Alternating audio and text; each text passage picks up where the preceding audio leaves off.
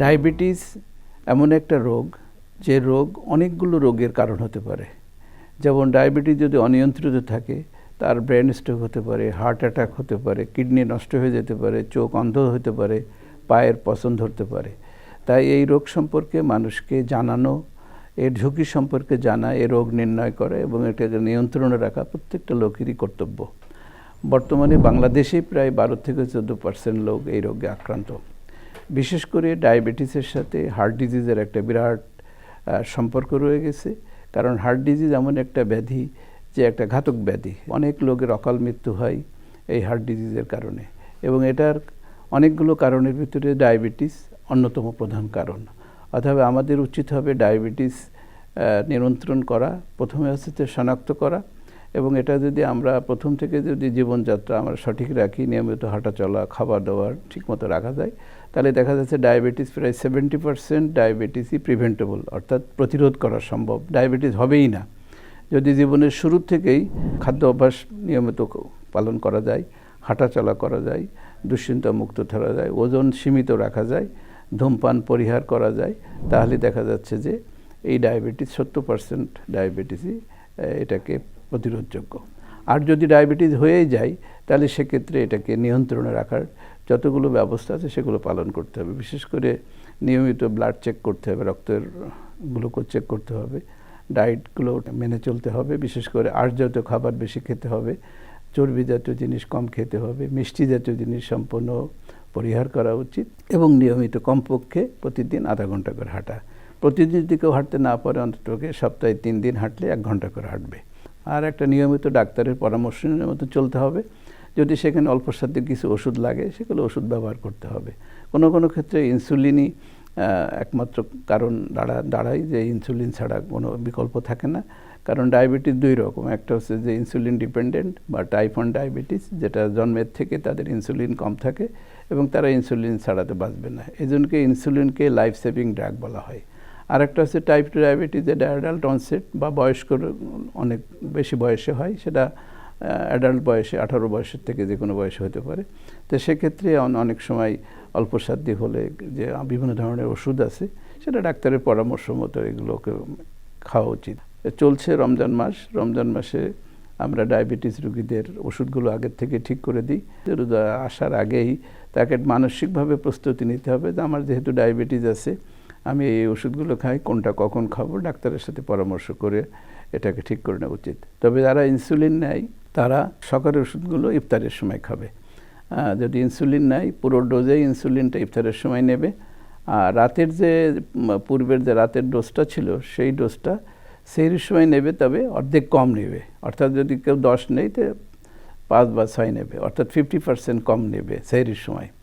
এবং সেহরিটা খেতে হবে জাস্ট শেষ সময়ের দিকে, তাহলে সাধারণত দেখা যাচ্ছে দিনের শেষ ভাগে মানে ক্ষুধার জন্য বা হাইপোগ্লাইসেমিয়া হওয়ার কোনো সম্ভাবনা থাকবে না। এই কতগুলো জিনিস ফলো আপ করলে আমরা সুন্দরভাবে রোজাও পালন করতে পারবো, আমরা সুস্থ থাকবে, এবং এই ধর্মীয় যে আমাদের যে বিধিবিধান রয়েছে এগুলো আমরা মেনে চলতে পারবো। রমজান আসলে আমাদের হৃদরোগের যে সমস্ত ওষুধগুলো আছে সেগুলো আমরা কিভাবে খাবো এগুলো জিজ্ঞাসা বিষয় থাকে, এবং রমজানের আগেই ডাক্তারের পরামর্শ নিয়ে ওষুধগুলো অ্যাডজাস্ট করতে হবে। হৃদরোগের ভিতরে অনেক ধরনের আছে, যেটা যদি রক্তনালীতে কিছু ব্লকের বিষয় থাকে, হার্টের কার্যক্ষমতা কম থাকে, অর্থাৎ হার্ট ফেলিওর যেটাকে বলে আমাদের ভাষায়, এরকম সিচুয়েশন যদি থাকে এবং এর সাথে যদি অন্য কিডনির প্রবলেম থাকে, এর সাথে যদি ডায়াবেটিস থাকে, তাহলে সেক্ষেত্রে নিয়মকানুনগুলো আরও স্ট্রিক্টলি ফলো করার বিষয়। তবে হার্টের পাম্পিং যদি 30% নিচে থাকে তাদেরকে আমরা বলি যে আপনাদের রোজা না রাখাই ভালো।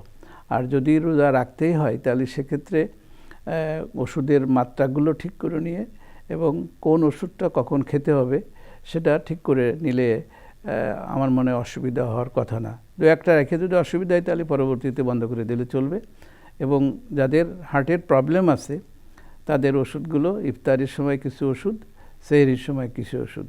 যে ওষুধগুলো আগে পূর্বে সকালে খেত সেগুলো ইফতারের সময় খেলে হবে, যেগুলো রাতে খেত সেগুলো সেহরির সময় খেলে হবে, আর যেগুলো দুপুরে খেত সেগুলো রাত 10টা-11টার দিকে অর্থাৎ তারাবি নামাজের পরে খেলে চলবে।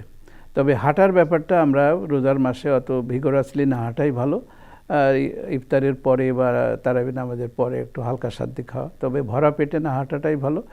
আর অলরেডি নামাজটা যেহেতু রোজার মাসে তারাবির বিষয়গুলো থাকে, এখানে তো কিছুটা এক্সারসাইজ হয়ে যায়, তো সেক্ষেত্রে অত সিরিয়াসলি এক্সারসাইজ না করলেও চলে, অল্প সাদ্দি করলে মোটামুটি অসুবিধা হওয়ার কারণ নেই। তবে খাবারের ব্যাপারটা সিরিয়াস থাকতে হবে।